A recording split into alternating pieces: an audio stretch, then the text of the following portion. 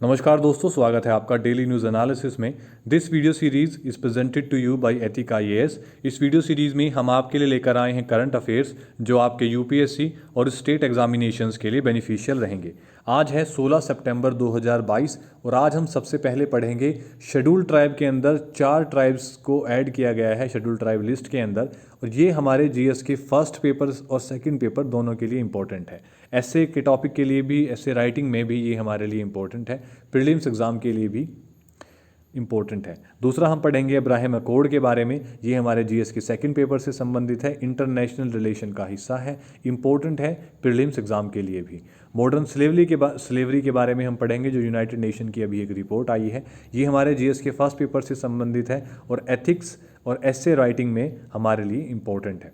Video में आगे बढ़ने से पहले मैं आपसे रिक्वेस्ट करूंगा कि आप इस चैनल को सब्सक्राइब कीजिए, बेल आइकन जरूर दबाइए ताकि आपको नोटिफिकेशन मिल सके और आप अपना करंट अफेयर का सेक्शन कंप्लीट कर सकें। अब बात करते हैं अपनी पहली न्यूज़ के बारे में। तो यूनियन कैबिनेट ने प्राइम मिनिस्टर की चेयरमैनशिप के अंडर ये अप्रूव किया है कि 4 ट्राइब्स को शेड्यूल ट्राइब लिस्ट के अंदर ऐड किया जाए, और ये जो 4 ट्राइब्स हैं ये बिलोंग करती हैं हिमाचल, तमिलनाडु और छत्तीसगढ़ को। देखिए, ये जो 4 ट्राइब्स हैं इसके अंदर सबसे पहली ट्राइब है हाथी ट्राइब। जो ये हाथी ट्राइब है ये ट्रांसगिरी एरिया, सिरमौर डिस्ट्रिक्ट, हिमाचल प्रदेश से है। दूसरी जो है वो है नरी कोरावन एंड कुरीविकारन, ये हिल ट्राइब है तमिलनाडु की। तीसरी ट्राइब बिलोंग करती है छत्तीसगढ़ को, जिसका नाम है बिंजिया। ये जो ट्राइब्स हैं इनकी डिमांड काफ़ी लंबे समय से पेंडिंग पड़ी थी और इन्हें अब अप्रूव किया गया है। इसी के साथ साथ कैबिनेट ने अप्रूव किया है एक प्रपोजल को कि जो गोंड कम्युनिटी है जो 13 डिस्ट्रिक्ट्स में है उत्तर प्रदेश की, उन्हें शेड्यूल कास्ट लिस्ट से निकालकर शेड्यूल ट्राइब लिस्ट में ऐड किया जाएगा। इसी के साथ साथ गोंड कम्युनिटी की 5 सब कैटेगरीज जो हैं उन सभी को एससी से निकालकर एसटी के अंदर ऐड किया जाएगा। ये 5 जो सब कैटेगरी हैं ये है धुरिया, नायक, ओझा, पठारी और राजगोंड। अब बात करते हैं उन सभी स्टेट्स की वो इम्पोर्टेंट ट्राइब्स जो एग्ज़ाम्स में हमसे पूछी जाती हैं। तो देखिए, इस मैप के अंदर जितनी भी ये ट्राइब्स दी गई हैं ये वो ट्राइब्स हैं जो एग्ज़ाम पॉइंट ऑफ व्यू से इंपॉर्टेंट है, तो इसको आप ज़रूर पढ़िएगा। ये इसके अंदर आपके सभी ट्राइब्स कंप्लीटेड है। अब देखिए, जो हमारे ट्राइबल मिनिस्टर हैं अर्जुन मुंडा जी, उन्होंने ये बताया है कि जो किसी भी ट्राइब को एक शेड्यूल ट्राइब लिस्ट के अंदर इंक्लूड करने का जो प्रोसेस है वो क्या होता है। इसके साथ साथ मैं आपको एक बात और बता दूं कि 2011 के सेंसस के हिसाब से 8.6% ऑफ द पॉपुलेशन भारत की वो शेड्यूल ट्राइब का हिस्सा रही है, जो कि लगभग 104 मिलियन बैठती है। और फिलहाल ये शेड्यूल ट्राइब्स जो हैं भारत के अंदर ये 700 हैं, और ये है according to national commission for schedule tribes. अब मैं आपको बताता हूं कि वो प्रोसेस क्या है जिससे किसी भी ट्राइब को शेड्यूल ट्राइब लिस्ट के अंदर इंक्लूड किया जा सकता है। सबसे पहले जो रिप्रेजेंटेटिव स्टेट गवर्नमेंट है वो ये देखेगी कि किस कम्युनिटी का रिकमेंडेशन उन्हें ट्राइबल अफेयर मिनिस्ट्री में भेजना है, जिसे वे शेड्यूल ट्राइब लिस्ट के अंदर इंक्लूड करवाना चाहते हैं अपनी पर्टिकुलर स्टेट के अंदर। तो रेस्पेक्टिव स्टेट गवर्नमेंट ये रिकमेंडेशन ट्राइबल अफेयर मिनिस्ट्री को भेजेगी। ट्राइबल अफेयर मिनिस्ट्री उसके बाद उसको रिव्यू करेगी और वो सेंड करेंगे इस रिपोर्ट को रजिस्ट्रार जनरल ऑफ इंडिया के लिए। अगर रजिस्ट्रार जनरल ऑफ इंडिया से अप्रूवल मिलता है तो इसके बाद ये अप्रूवल किया जाता है national commission for schedule tribes के द्वारा, और ये लिस्ट भेजी जाती है कैबिनेट को फाइनल डिसीजन के लिए। उसके बाद कैबिनेट डिसाइड करती है कि किसी भी पर्टिकुलर ट्राइब को as a schedule tribe list के अंदर ऐड करना है या नहीं करना है। अब बात करते हैं अपनी सेकंड न्यूज़ के बारे में। तो अब्राहम अकॉर्ड के बारे में आपने सुना ही होगा। ये 2 साल पहले 15 सितंबर 2020 को इज़राइल, यूनाइटेड अरब एमिरेट्स और बहरीन के बीच साइन किया गया था, जिसकी मध्यस्थता की थी यूनाइटेड स्टेट्स ऑफ अमेरिका ने। देखिए, ये इसलिए किया गया था ताकि जो रीजनल कोऑपरेशन है उसको बढ़ाया जा सके और engagement activities like minded countries की बढ़ाई जा सके, ताकि जो इज़राइल है उसका अरब कंट्रीज़ के साथ इंटरेक्शन बढ़ सके। इसके बारे में हम बात करेंगे। अगर इंडियन कॉन्टेक्स्ट में हम बात करें तो काफ़ी ज़्यादा अपॉर्चुनिटीज़ हमारे साथ हमें इससे मिलती हैं। और एक और ऑर्गेनाइजेशन जो है, एक और ग्रुप जिसका नाम है I2U2, जो इंडिया ने यूएस की मध्यस्थता के साथ ही शुरू किया है। अब सबसे पहले जानते हैं अब्राहम अकॉर्ड क्या है। देखिए, अब्राहम अकॉर्ड जो है ये एक कोलैबोरेशन है नेशंस का, ताकि जो उनके टाइज हैं उनको नॉर्मलाइज किया जा सके और इजराइल को गल्फ नेशंस के नज़दीक लाया जा सके। वो गल्फ नेशंस जो कॉमन वैल्यूज़ शेयर करते हैं या म्यूचुअल इंटरेस्ट हैं जिनके, और इनका जो एक, ताकि जो पीस इनिशिएटिव है उसको भी फॉरवर्ड किया जा सके इजराइल का गल्फ नेशंस के साथ। और ये अब्राहम अकॉर्ड साइन किया गया इन 3 कंट्रीज़ के द्वारा, इजराइल, बहरीन और यूनाइटेड अरब एमिरेट्स। अब इसके बेनिफिट्स क्या क्या हैं इस अकॉर्ड को, अगर इन 3 कंट्रीज़ ने साइन किया है तो उसका क्या बेनिफिट्स हो सकते हैं। सबसे पहले तो जो डीपनिंग इनके जो पीपल हैं, देखिए जब भी कोई कंट्रीज़ किसी अकॉर्ड के अंदर आती है या कोई एक पैनल बनाया जाता है इकोनॉमिक कंट्रीज़ का, तो उसके अंदर सिर्फ उनके जो डायस्पोरा हैं या फिर जो एम्बेसडर्स हैं उनका इंटरेक्शन रहता है। लेकिन इस अकॉर्ड में ये ध्यान दिया गया है कि एक्सेस जो है वो रीजनल लेवल तक रहे, ताकि वहाँ के जो लोग हैं उनकी आपस में रिलेशनशिप्स बिल्ड हो सकें, वो एक कहीं ना कहीं कल्चरल जो है वो कल्चर उनका जो है उसको शेयर कर सकें, एक्सचेंज कर सके, ताकि वहाँ के लोगों का आपस में एक दूसरे के साथ संबंध जो है वो मजबूत हो सके, दोस्ती बढ़ सके, ताकि जो बिजनेस अपॉर्चुनिटीज़ हैं दोनों कंट्रीज़, जितने भी जो नेशंस डिपेंडेंट है उस पर्टिकुलर ग्रुप के अंदर, उनके अंदर बिजनेस अपॉर्चुनिटीज़ बढ़ सके। जैसे इसके अंदर है बहरीन, यूएई और आपका इजराइल। ये जो नई जॉइंट वेंचर्स हैं इसके अंदर जो क्रिटिकल सेक्टर्स हैं उनके ऊपर स्पेशल ध्यान दिया जाएगा, जिसके अंदर क्लीन एनर्जी है, हेल्थ है, इनोवेशन है, टेक्नोलॉजी है, agriculture, water, trade, tourism, sustainability और भी कई सारे न्यू वेंचर्स शुरू किए जाएंगे।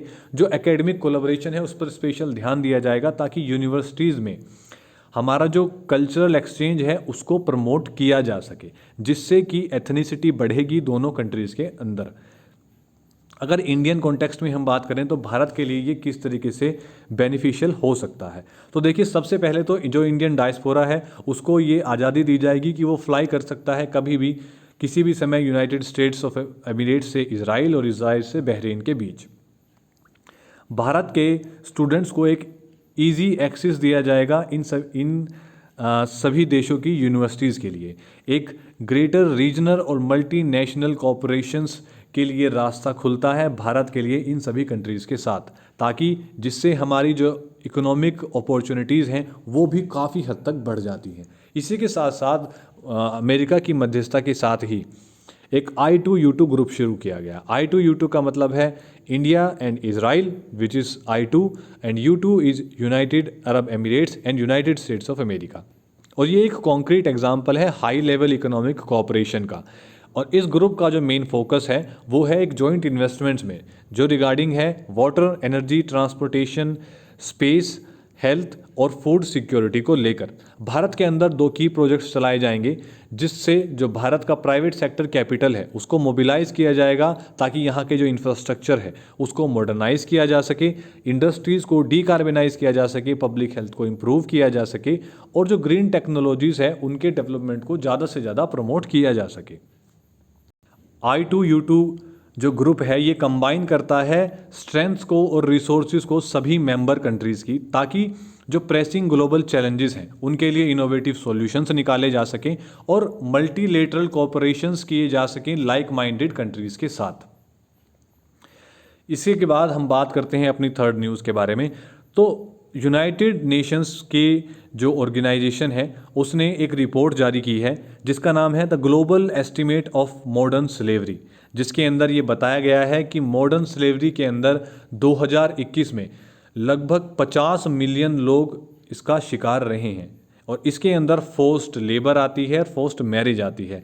और अकॉर्डिंग टू ये जो हेडिंग आप देख रहे हैं ये इंडियन एक्सप्रेस के अंदर हेडिंग है, इसमें कहा गया है कि पिछली रिपोर्ट के मुकाबले 2021 में फोर्स्ड मैरिज की बात करें तो अफगानिस्तान और इंडिया में ये काफ़ी हद तक बढ़े हैं। ये जो रिपोर्ट तैयार की गई है ये तैयार की गई है international labour organisation, international organisation of migration and international human right group work free के द्वारा इन तीनों एजेंसियों ने मिलकर ये रिपोर्ट तैयार की है, जिसके अंदर इन्होंने 50 मिलियन पीपल की मॉडर्न स्लेवरी के बारे में कहा है। इन 50 मिलियन लोगों में से 28 मिलियन लोग ऐसे हैं जो देखिए फोर्स्ड लेबर का शिकार रहे हैं, और 22 मिलियन लोग वो हैं जो फोर्स्ड मैरिज का शिकार रहे हैं। अब बात करते हैं मॉडर्न स्लेवरी बेसिकली है क्या। देखिए इसके दो प्रिंसिपल कंपोनेंट्स हैं, एक है फोर्स्ड लेबर और दूसरा है फोर्स्ड मैरिज। इसके अंदर जब भी किसी को एक्सप्लॉइट किया जाता है उसकी विल के अपोजिट, अगर कोई काम नहीं करना चाहता है और हम उस बंदे से या किसी पर्सन से फोर्सफुली काम करवाते हैं, एक्सप्लॉइट करते हैं उसके अधिकारों को, या तो थ्रेट से या फिर किसी वॉयलेंस से या फिर बहला फुसला कर, या फिर कोई ताकत में है और अपनी ताकत का अब्यूज़ ऑफ पावर करते हैं, या फिर किसी भी कारण से अगर एक्सप्लॉइटेशन किसी का किया जाता है तो उसे मॉडर्न स्लेवरी कहा जाता है। मेन कंपोनेंट्स दो ही हैं, फोर्स्ड लेबर और फोर्स्ड मैरिज। तो हम जानते हैं फोर्स्ड लेबर के बारे में, वो सभी काम जिसके अंदर कोई पर्सन वॉलंटरली उस काम के लिए खुद को ऑफर नहीं करता है और उस काम को एक्सट्रैक्ट किया जाता है उस पर्टिकुलर बंदे से एज अ पेनल्टी, तो ये फोर्स्ड लेबर का पार्ट है, फोर्स्ड लेबर कहा जाता है। फोर्स्ड लेबर इन ईयर्स में काफ़ी ज़्यादा बढ़ी है। ये जो रिपोर्ट इससे पहले आई थी ये आई थी 2016 में, और 2016 से 2021 तक ये 50 मिलियन लोग इसके अंदर शिकार हुए हैं इस मॉडर्न स्लेवरी का। फोर्स्ड लेबर में अगर हम बात करें तो देखिए जो सबसे ज़्यादा कंट्रीब्यूशन रहा है या फिर जो सबसे ज़्यादा इसको ड्रिवन है, जिसकी वजह से ये इतना ज़्यादा बढ़ी है, उसका कारण रहा है प्राइवेट इकोनॉमी। क्योंकि प्राइवेट इकोनॉमी के अंदर सबसे ज़्यादा एक्सप्लॉइट किया जाता है लेबर को, और इसके अंदर सभी तरह का, इसके अंदर बहुत आते हैं। देखिए कॉमर्शियल सेक्सुअल एक्सप्लॉइटेशन, जिसे हम प्रोस्टिट्यूशन भी कहते हैं, जिसके अंदर बच्चों को, महिलाओं को सबसे ज़्यादा धकेला जाता है, एक्सप्लॉइट किया जाता है पर्सनल गेंस के लिए। और फोर्स्ड लेबर अदर सेक्टर्स के अंदर भी, दुनिया के अंदर आपको जानकर हैरानी होगी कि दुनिया के अंदर एक भी देश ऐसा नहीं है जिसके अंदर फोर्स्ड लेबर ना हो। और अगर बात करें सिर्फ एशिया और पैसिफिक रीजन की, तो यहाँ पर ग्लोबल टोटल का आधे से ज़्यादा हिस्सा एशिया और द पैसिफिक के अंदर है जो फोर्स्ड लेबर कराई जाती है। और ऐसा नहीं है कि जिन कंट्रीज़ की में वेल्थ अच्छी है वहाँ पर फोर्स्ड लेबर नहीं है। आधे से ज़्यादा जो फोर्स्ड लेबर के केसेस हैं वो हाई इनकम कंट्रीज़ के अंदर ही आए हैं। जो लो इनकम कंट्रीज़ हैं उनके अंदर भी फोर्स्ड लेबर अपने हाईएस्ट लेवल पर है। प्राइवेट इकोनॉमी एक बहुत बड़ा कारण है फोर्स्ड लेबर के लिए। फोर्स्ड मैरिज की अगर हम बात करें तो देखिए एक कॉम्प्लेक्स और हाईली जेंडर्ड प्रैक्टिस है। इसका शिकार ऐसा नहीं है कि सिर्फ महिलाएं ही होती हैं, जो मेन हैं या बॉयज़ हैं वो भी इसका शिकार रहते हैं, जिन्हें फोर्स किया जाता है मैरी करने के लिए, शादी करने के लिए। और जो फोर्स्ड मैरिजेस हैं ये दुनिया के हर रीजन में होती है। अब उनका वो एथनिसिटी कह सकते हैं कि वहाँ पर ऐसा होता आ रहा है, या कल्चर की वजह से, या फिर किसी रिलीजियस वैल्यू की वजह से भी ऐसा होता है। मेनली इसके अंदर जो कल्प्रिट पाए जाते हैं वो फैमिली मेम्बर्स पाए जाते हैं जो रेस्पॉन्सिबल हैं सबसे ज़्यादा फोर्स्ड मैरिजेस के लिए। क्योंकि जितनी भी शिकायतें आज तक आई हैं उनके अंदर उन्होंने कहा है कि उन्हें मैरिज के लिए जो फोर्स किया गया है वो उनके पेरेंट्स के द्वारा किया गया है। अब इस रिपोर्ट के अंदर कुछ रिकमेंडेशन भी दी गई हैं कि इस मॉडर्न स्लेवरी को हम कैसे ख़त्म कर सकते हैं। इसके अंदर अगर हम बात करें सबसे पहले फोर्स्ड लेबर के बारे में, तो इसमें कहा गया है कि देखिए हमें अपने जो सोशल प्रोटेक्शन है उसको बढ़ाने की ज़रूरत है। जिनके अंदर जो वर्कर्स बाहर से काम करने आते हैं उन्हें हमें एक रहने की जगह देने की ज़रूरत है, उनके बेसिक इनकम जो है उसको फिक्स करने की ज़रूरत है ताकि उनको इस तरीके से एक्सप्लॉइट ना किया जा सके, और उनका जो सोशो इकोनॉमिक लेवल है उसको थोड़ा बढ़ाया जा सके। जब आप उनको रहने की जगह देते हैं तो इन सब चीज़ों का कहीं ना कहीं एक दायरा बन जाता है, बहुत ज़्यादा एक्सप्लॉइटेशन नहीं हो पाता। प्रमोट किया जा सके फेयर और एथिकल रिक्रूटमेंट्स को, ताकि जो एब्यूसिव और फ्रॉडुलेंट प्रैक्टिसेस हैं रिक्रूटमेंट प्रोसेस के अंदर और प्लेसमेंट प्रोसेस के अंदर उनको ख़त्म किया जा सके। इससे भी जो फोर्स्ड लेबर है उसको बहुत हद तक कंट्रोल किया जा सकता है। और देखिए जो माइग्रेंट्स हैं उनकी वल्नरेबिलिटी को ध्यान में रखते हुए उनके इश्यूज़ को एड्रेस करने की काफ़ी ज़्यादा ज़रूरत है, क्योंकि फोर्स्ड लेबर जो है ट्रैफिकिंग का पार्ट रहती है। काम कराने के लिए उन्हें एक जगह से दूसरी जगह लाया जाता है। इसके अंदर सबसे ज़्यादा जो शिकार होते हैं वो होते हैं छोटे बच्चे, जो फोर्स्ड लेबर का शिकार रहते हैं। तो इस इशू को बहुत ज़्यादा ध्यान देने की ज़रूरत है और उसके ऊपर कानून बनाने की ज़रूरत है। जो स्टेट है वो भी कहीं ना कहीं पार्ट है इस फोर्स्ड लेबर का। आप देखिए जो लगभग 7 में से एक फोर्स्ड लेबर के लिए जो स्टेट्स है वो भी रिस्पॉन्सिबल हैं। तो हमें ये स्टेट इम्पोज्ड फोर्स्ड लेबर को ख़त्म करने की ज़रूरत है और पार्टनरशिप करने की ज़रूरत है इंटरनेशनल कॉरपोरेशंस के साथ, ताकि इसको जल्दी से जल्दी ख़त्म किया जा सके या फिर कम किया जा सके।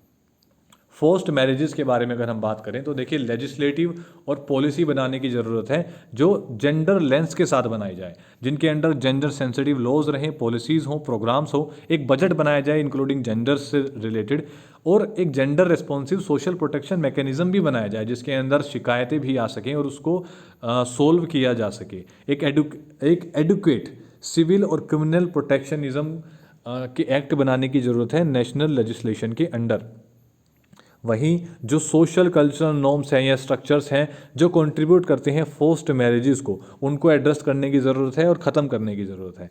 ये इंश्योर करने की ज़रूरत है कि जो लड़कियां हैं उन्हें अपॉर्चुनिटी मिले, पर्टिकुलर गर्ल्स या वुमेंस को, ताकि वो अपने स्कूल को कंप्लीट कर सकें, एक लाइवलीहुड जो है उसको अर्न कर सके, फाइनेंशियली इंडिपेंडेंट बन सके। क्योंकि अगर वो फाइनेंशियली इंडिपेंडेंट बनती हैं तो उनकी जो वल्नरेबिलिटी है वो कम हो जाती है, फोर्स्ड मैरिज के चांसेस कम हो जाते हैं। इसी के साथ साथ जो माइग्रेंट्स हैं, पर्टिकुलर चिल्ड्रंस, उनकी वल्नरेबिलिटी को ध्यान में रखते हुए कि उनका सबसे ज़्यादा शोषण किया जा सकता है, इस इशू को भी एड्रेस करने की ज़रूरत है। एक लीगल आइडेंटिटी रजिस्ट्रेशन प्रोसीजर बनाने की ज़रूरत है पर्टिकुलरली माइग्रेंट्स के लिए, ताकि जो फोर्स्ड मैरिज है उसके रिस्क को रोका जा सके। So that is all for today. अगर वीडियो आपको पसंद आई है तो वीडियो को लाइक कीजिए, शेयर कीजिए, सब्सक्राइब कीजिए, बेल आइकन जरूर दबाइए ताकि आपको नोटिफिकेशन मिल सके और आप अपने करंट अफेयर का सेक्शन कंप्लीट कर सकें। धन्यवाद।